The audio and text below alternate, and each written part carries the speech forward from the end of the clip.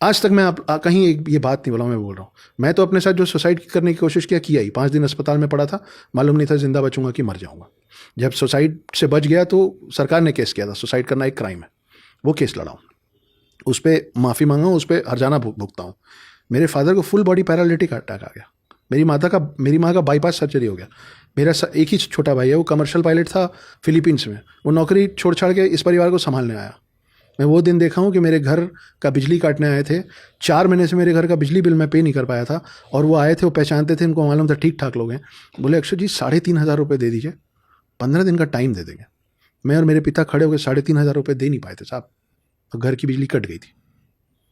उसके बाद अगर आज मेरे को बिजली मिली है बोलने के लिए, तो अगर कोई भी ये बोलेगा कि तुम बोल क्यों रहे हो, तो वो जिन्होंने किया है ना, उनको मालूम है कि अभी भी ये जो कर रहा है ना हमारे साथ, कुछ नहीं कर रहा है। इसकी जगह कोई और होता, और आज जहां मैं बैठा हूं और जो मैं करने की का मादा रखता हूं, वो मैं पता नहीं क्या करूं।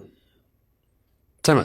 अब एक सवाल सर, एक आशिक या एक समाज के तौर पर मेरे मन में आता है कि दो लोग एक दूसरे से मोहब्बत करते हैं, दो लोग मोहब्बत में साथ रहते हैं, एक दूसरे को अपनी दुनिया बना लेते हैं, फिर जब वो बिछड़ते हैं तो वो एक दूसरे के दुश्मन क्यों बन जाते हैं, एक दूसरे से अनजान क्यों बन जाते हैं, एक दूसरे की जिंदगी बर्बाद क्यों करने लग जाते हैं, एक दूसरे से नफरत क्यों करने लगते हैं।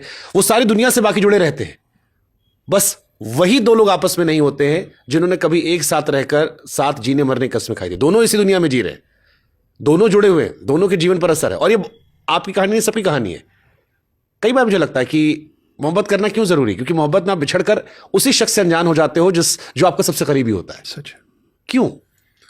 इसके लिए भी आपको एक चेयर लगाना पड़ेगा, क्योंकि विश्वास मानिए कि मुझे कोई नफरत नहीं है। मैं भूल जाऊंगा, वो जो बोलते हैं ना फॉरगिव एंड फॉरगेट, मैं कर लूंगा, लेकिन वो महिला और वो मित्र मेरा पास्ट हो सकता है, मैं उनको जाने दे सकता हूँ। मेरा बेटा जीवित है ना, वो सांस ले रहा है ना, उसका प्रेजेंट है ना, वो जो हैम्पर हो रहा है, और हैम्पर मैं इसलिए नहीं बोल रहा हूँ कि मेरे टच में नहीं है, मेरे होने से मैं जो कर सकता हूँ करूँगा, जो कर पाता करता, लेकिन जो समझा दिया गया ना उस बच्चे को, वो जीवन भर उसके क्योस में जिएगा कि मेरे पिता ऐसे थे, जो कि सच नहीं है। मैं अपने पास्ट को माफ कर सकता हूं, मैं अपने पास्ट को भूल सकता हूं, मैं अपने प्रेजेंट को कैसे भूल जाऊं? मेरे को पता है ना वो कैसा दिखता है।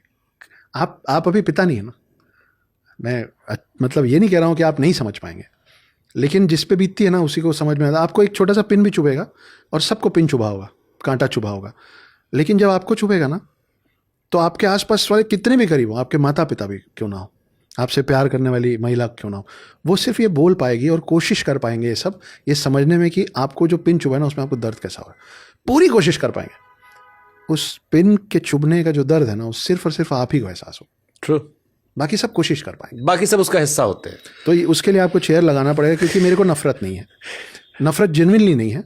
इनफैक्ट अगर सामने कभी चेयर लगेगा और मुझसे बोला जाएगा कि एक शब्द अगर कुछ कहना चाहते हो तो क्या कहोगे, तो मैं बोलूँगा थैंक यू, और वो कटाक्ष नहीं होगा।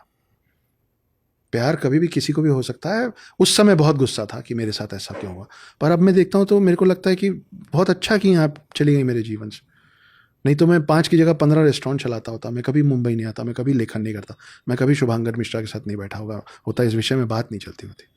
तो जो होता है अच्छे के लिए होता है। मैं कभी उस शख्स से नहीं मिलता जिसने मेरे को डिप्रेशन से निकाला, मेरा जीवन संवारा, बिना शादी और बिना किसी कमिटमेंट के मुंबई में 4 साल मेरा पूरा खर्च उठाई।